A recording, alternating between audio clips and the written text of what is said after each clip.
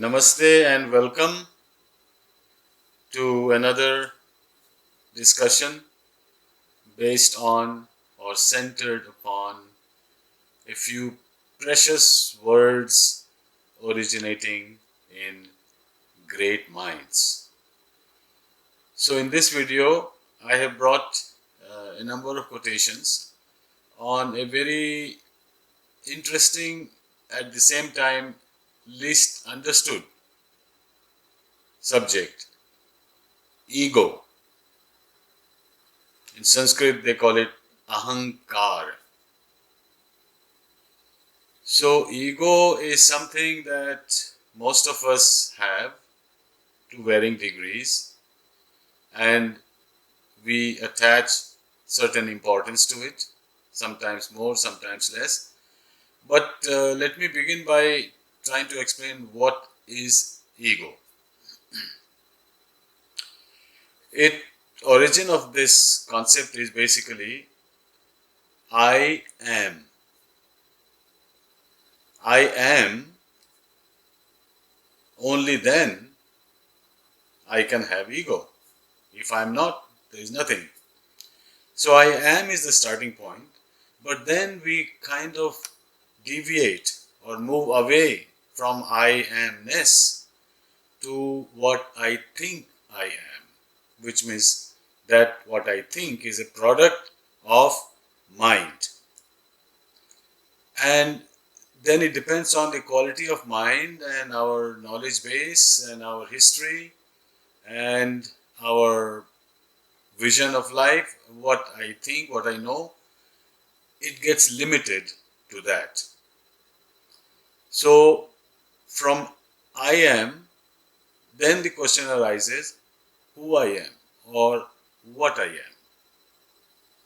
Now that is a difficult question to deal with, because this quality of I amness is not a sensory perception that you can touch. Okay, this is I am, or I can touch myself or feel myself or see myself.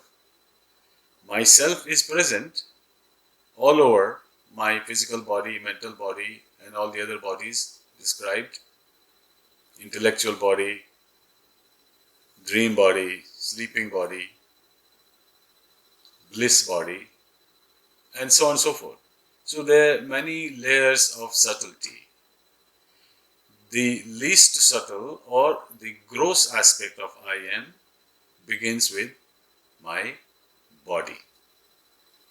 So, the body, which also includes mind, mind includes body, body includes mind, so mind body.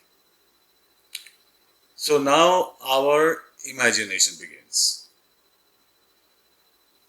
Because we don't have direct access to real self, I create a form and shape, a conceptual framework of who I am.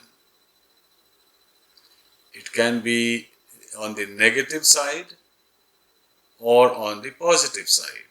On positive side, we can say, well, there is something very subtle and very intelligent in me, and I call that intuition. So sometimes, without notice or without something being obvious, I have this feeling, intuition, that something means that, or I suddenly discovered something which I never knew before, or I have a feeling about what to do or what might happen in future. Intuition. Or a sixth sense. Five senses: seeing, hearing, touching, smelling, tasting. Beyond that, sixth sense. Sixth sense which puts everything together, assembles it, rationalizes it, try to make sense out of it, gives it a meaning.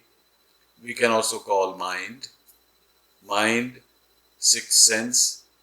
Some people call something seventh sense. So all that put together is an image I have. It's a subtle image, but it is something very intelligent. Then we have this idea of inner being. Okay, outer being is my body, and then there is inner being. So say my inner being feels this, my inner being is saying this to me. Or we can say my conscience. My conscience tells me that I should do this. Or my conscience tells me that I should not do this. Or a lot of people say my nature. My nature, sometimes people mean my habits, my lifestyle. It's my nature to do this. It's my nature not to do this. My personality included. So these are sort of positive aspects of the image that we create of ourselves. Akar, image. Then we have a negative stream of imagination, which is we create the image that, oh, I'm so pretty, I'm very pretty. I have a complex, now I have a superiority complex, I'm very pretty and everybody is ugly. Or the other way around. Some people think I'm not beautiful or handsome, but you see everybody is so nice, good looking, I feel bad about it. So you create a positive or negative image, you feel good or feel bad about it. Or you can say, my reputation is very good, and we spend our life to protect our reputation and get hurt if somebody insults me. Or I have an image of very proud and qualified and brilliant person, and somebody makes a negative comment and we feel hurt. So that negative construction of ego usually gets hurt about by one thing or another. Or my image in society. Everybody thinks I'm good. Now one person comes in, maybe a newcomer in town, and say, he looks very ordinary. He said, no, I have a good image in my community, in my society, and you don't know me, you see. So we get offended. Or sometimes we say, he said something, my feelings got hurt. So that's an emotional image that we have created. So all this is happening, but together, putting everything together, it has to do something with self-respect or self-knowledge. Sometimes it takes a positive shape, sometimes negative shape, but a shape nevertheless. So I hope I have thrown some light, may not be fully and clearly understood, is what is the origin of ego and what ego does to us. Sometimes it can elevate us, give us a deeper understanding, give deeper knowledge, or sometimes it can, in the outer world or physical material dimension, it can also lead us astray, and we always, or most of the time, we are hurt, or our ego is hurt.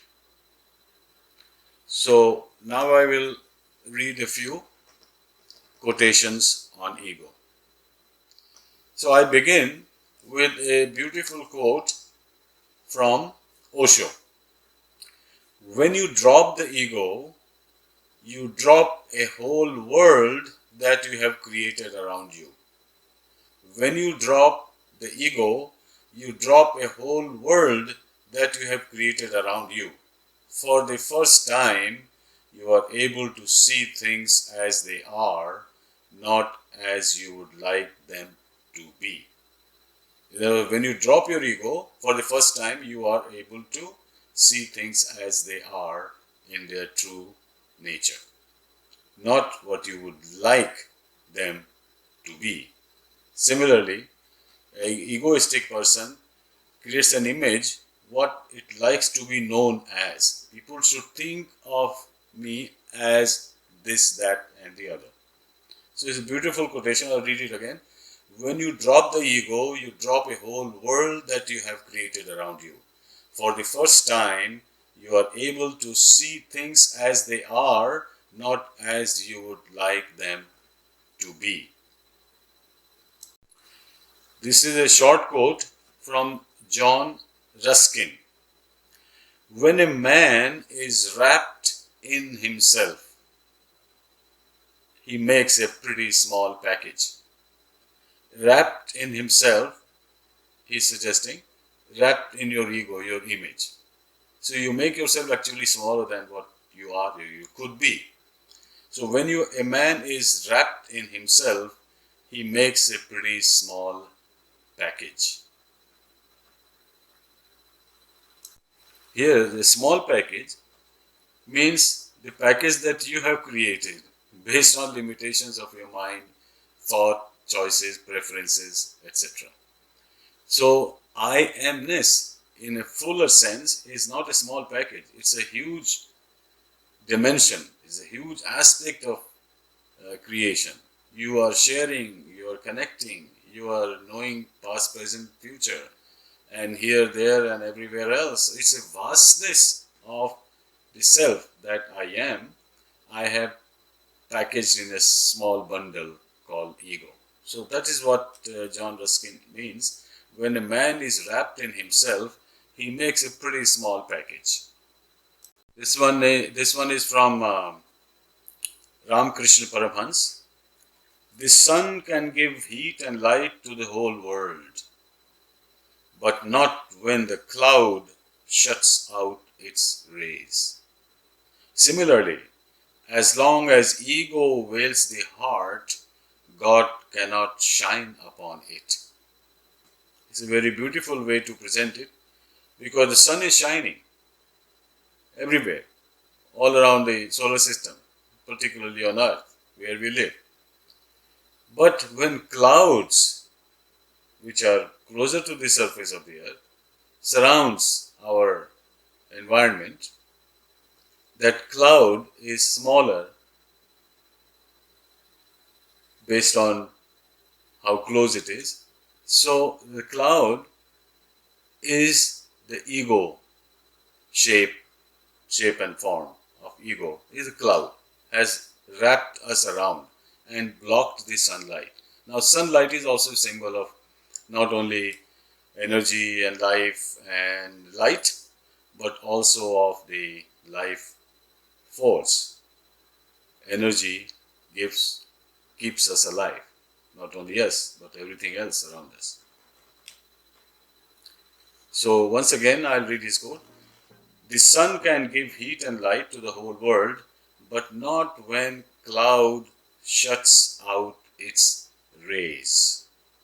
Similarly, as long as ego veils the heart, God cannot shine upon it.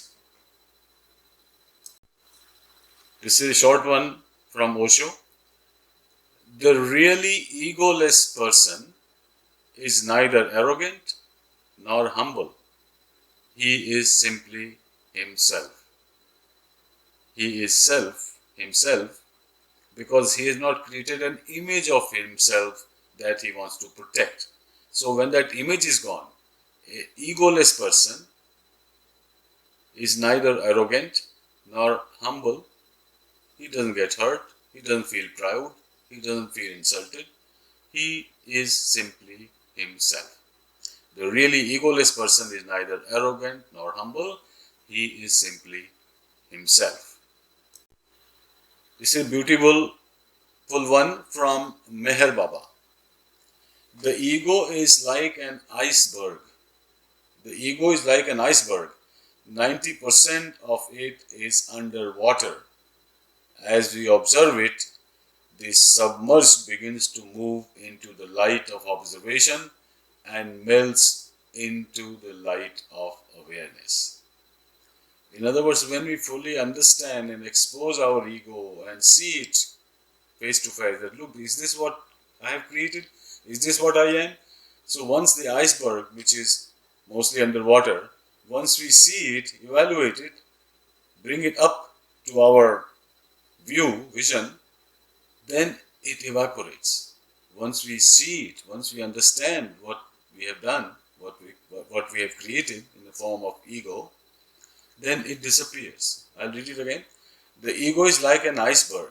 90% of it is underwater. Underwater means beyond our awareness. As we observe it, the submerged begins to move into the light of observation and melts into the light of awareness. Another short one from Hakuin. The difference between subject and object exists only as long as there is ego consciousness. In other words, ego is divisive. Divisive in the sense that it separates us from others. It separates us from ourselves because we identified with the ego, not with ourselves. And we identify with our emotions, our reputation, etc., etc., our intuition. So the message is the difference between subject and object. Subject-object means the duality between me and the other. The difference between subject and object exists only as long as there is ego consciousness. When ego dissipates, we become one. One within ourselves as well as one with the other.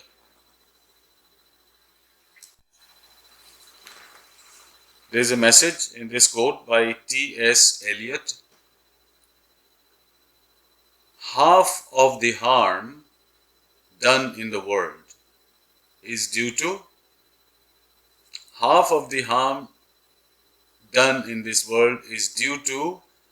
people who want to feel important. I think this is simple enough. I don't need to comment on this. The last quote has a big lesson for all of us. It's by Osho. Change happens when you start dropping the conflict with existence. Change happens when you start dropping the conflict with existence. That is the only meaning of all the great religions when they emphasize drop the ego. They are saying drop the conflict. So the message is there is a direct link between ego and conflict. The more egoistic the person is, the more in conflict the person is with the others, and more insecure, the more separated, the more isolated, and more unhappy. So dropping the ego leads to dropping the conflict. Or the other way around, when the conflicts disappear or diminish, ego will disappear or diminish. Thank you for listening, and next time I'll bring another interesting topic and wonderful quotes from great minds. Thank you for watching.